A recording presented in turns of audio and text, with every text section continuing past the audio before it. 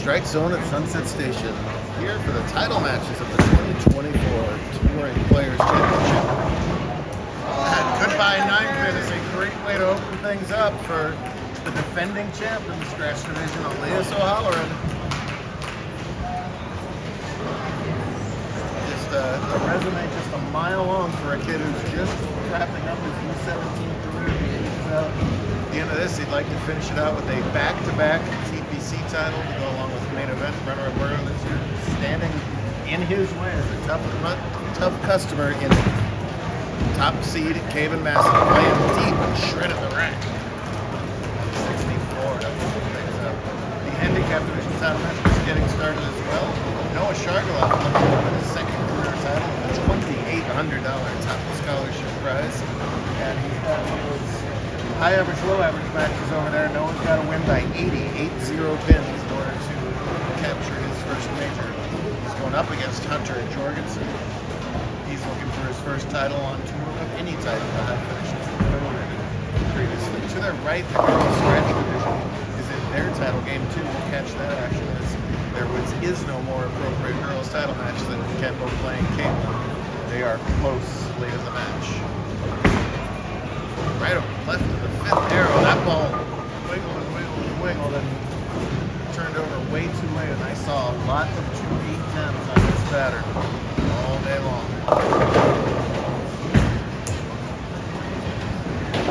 4 different lane patterns to challenge these bowlers. Massey can do a backup ball, and that's close. Wow, that was a half a millimeter from making that. Instead at 7-1, and he drops a little bit of an extra penalty. 4 different patterns. Pattern 1 was long and medium tough. Pattern 2 was short and freaking impossible. Hardly anybody went even plus on that. Maybe nobody went plus on that, I'm not sure. Pattern 3 this morning was very scoreable, and then this one, I would say the second toughest. That's a sort of medium length and a tricky ball. You just got to execute shots, which Elias does there. Opens up with another man. Kill the defending champ. You just got to drive a stake through his heart, as he's already Houdini through 2 games here. He got by Cesar Padilla in game number 1, and it just escaped from Mac Corinne in game 2. Mac needed strike spare to win, and he missed a 2-8 to the left. Otherwise, it would have been 1 shot for a trip to the title match. You can't give a player of Elias' caliber a second chance. You really can't give him a third chance. And he's going to zero in on this tricky pair, get 3 in a row. The left-hand lane is the key, and he strikes in the first 2 frames on it. I like that Caven made him finish on yes. Didn't. Oh no, I don't like that Caven didn't make him finish on that left-hand lane. It's tough when you're the top seed. You have the option of that.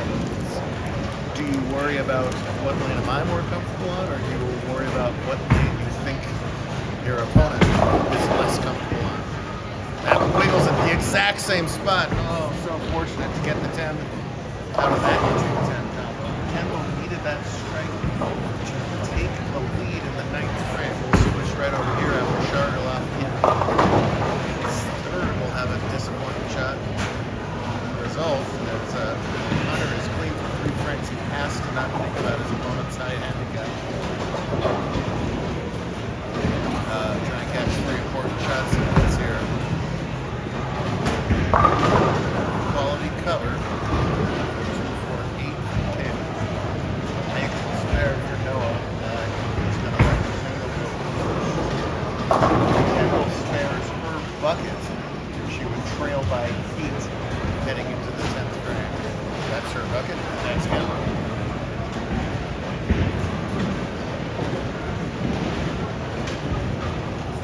Caitlin, another dominant year in girls scratch. Kendall pulled a ton more tournaments and was able to snag points. Lead away with a great season overall. 7 girls scratch wins. That's an excellent 2, 4, 5, 8 wins. Noah's got a shot at this, but he's going to do too much of that 3-pin. Constantly early open. Liz sitting on 17 titles, is the career active leader.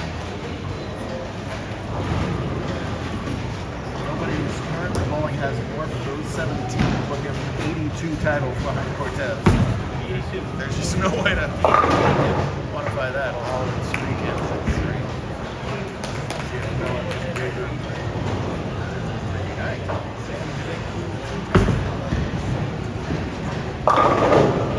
Wow, we've seen that a couple times. That's what Elias left on the fill ball to make it interesting over there. High flush 7-9. That's kind of disastrous. Kendall in the 10th with that 2-pin lead on the spare. Beautiful shot at the 10th, carries the light in. Oh, what a... Caitlin earlier this season made an 8-10 to win the match. Can we get the opposite end? We can. We caught that one on camera. That was exciting. Henry's shot, Caitlin's 8-10, and Jennifer Laredo's Green Church are to win are my 3 favorite shots ever. In TPC, no. Nope. Cortez the only bowler to win TPC 2 times in a row scratch. It's just too tough to field. 200 bowlers of the best from all over west of the Mississippi. Essentially, it's the territory we cover these days.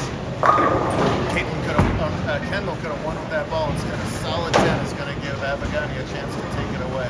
Spare doesn't matter here.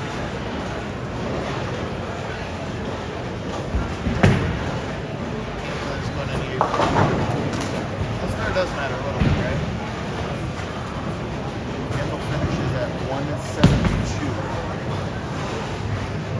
Caitlin's got 161 through 9. So yeah, spare doesn't matter. She just needs any mark to win. Already seen in this step ladder that is no giving.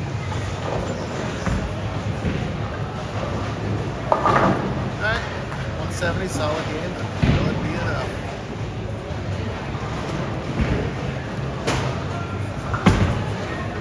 Big wheel. Big wheel says Aiden Long, and it did. That ball's covered a lot of territory in the last 10 feet. That's living dangerously. High risk, high reward. When he's hitting the pocket, he's going to carry almost all of them. But if he misses, you can leave him puzzled. Was it prescient that Caitlin owns 67 girls scratch titles and she is bowled under the letter underlane 67? She needs another mark to make it appropriate for 68, and it will have to convert a 245 to do it, and that's no giving. That middle of the lane is so tricky. Just ask Noah right now how he feels about the middle of the lane. This is not going well. He had to not think about it, which is so much more easier said than done.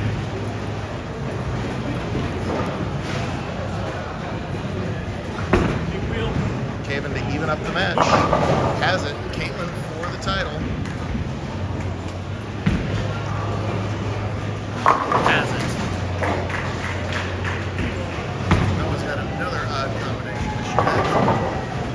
Grabs too much of the 3-pin again. He is in huge trouble with 3 split opens in a row. So she started with 67. She's gonna wrap it up with 68. That is yet another feather in the cap of the spectacular resume. But the girls scratching TPC gem Caitlin and Abagani. It's the young ladies. Noah's just begging for one. That 7-pin just looks anchored down there.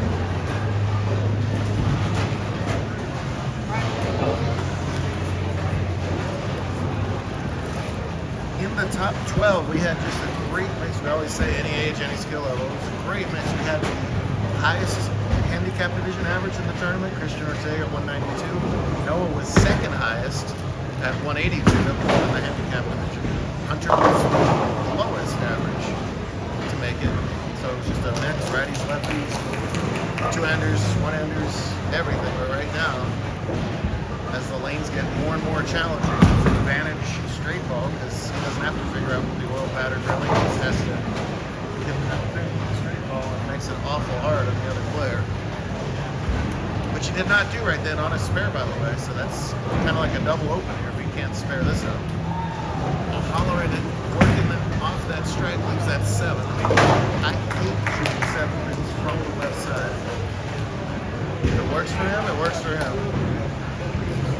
Bocelli used to do that, and he grew out of that, but Elias is still giving it a try. So that open gives Noah, well, I think we're really being optimistic here to give Noah a chance. He's got to make up 80, and he trails after 6. That's yep. Massey right back in this match, all tied up, working on a 3-bagger. TPC title on the line. You betcha, wow.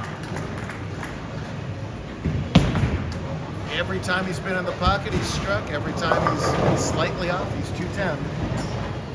Some variation of. Can't thank Jerry Francamato and his entire team enough. The whole Sunset Station team, extra money added, and by extra money I mean about 20 grand extra added by Sunset to this tournament's already large prize fund. What a year to be a youth bowler with all the smart redistribution around.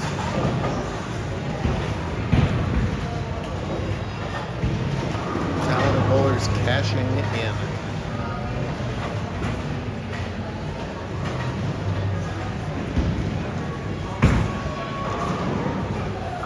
Massey for a 5-bagger. Big wheel indeed. Man, that ball is turning left on the back 15 feet. He's got to trust it. He's got to start it so deep, and you have to get it out, but not too far out. That's a fine line to ride. He's doing it brilliantly. See why he's the top seed. Noah, one of a crowd of bowlers that will be moving up to the scratch division. The aforementioned Christian, Noah. I think about 15 to 20 others off the top of my head, all moving up to scratch. Yeah, a lot of fresh blood, and that was bizarre light hit 810. Boy, did this match flip on its ear. Elias looks so good front 3. Well, for the 3rd straight game, we're going to leave O'Halloran for dead. We're going to see if he can come out of this one. Tries to give his Abagania impression, but does not have it. Caitlin would have made that. She knows how to make those 810s on camera. That's what Hunter's looking there for, right in the 1-3 pocket.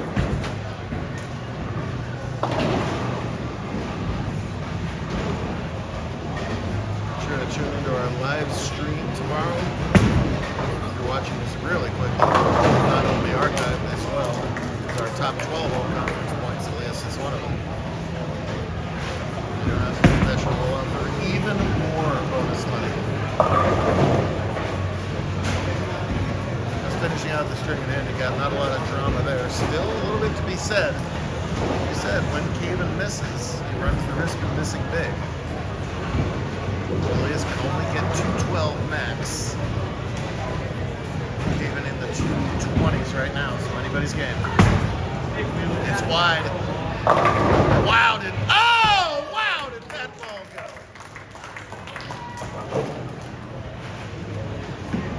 First that was in the washout spot, then that's in the 210 spot. Then, oh thank goodness, I just left the 10 there, and then it falls down. What power. And that's a title-winning 6-pack right there.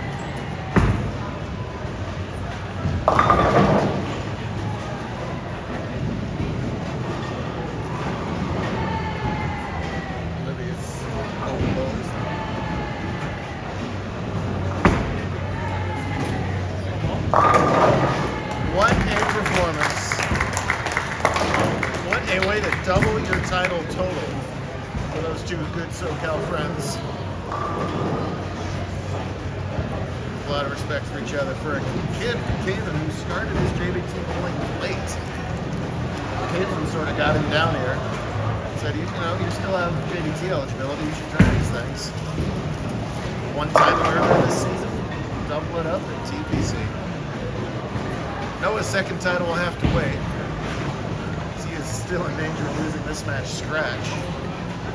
Not the game he was looking for, but excellent bowler. I bet you he'll cause some damage in his rookie stretch here, starting in 10 days. Season 29, Desert Oval. Wow.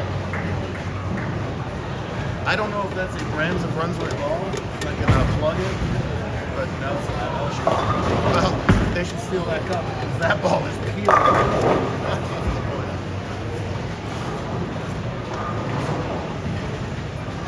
Whatever it is, it's perfect for what's left out there right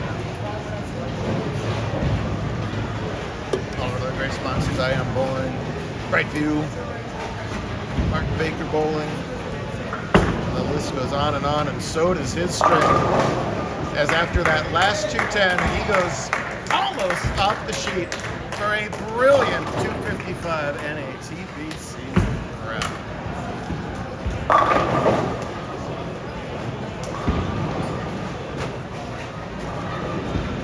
So we have the awkward situation where Elias is probably furious on the inside that he lost. He's going to have to go bowl the U17 title match. Poor JR has been over there in the corner awaiting Elias to lose. It didn't happen until now. That's still a $400 game over there, so he's going to have to regroup for that while we reset everything but out here.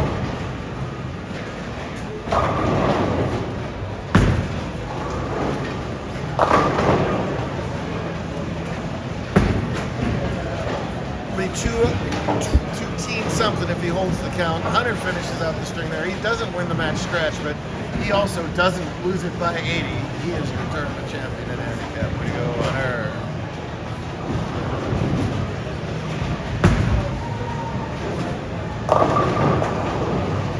211 is your final score. Congrats to all of those finalists. We still got Elias and JR to come.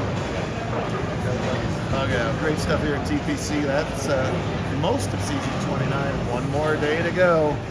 We look forward to doing our T13 as it turned out tomorrow.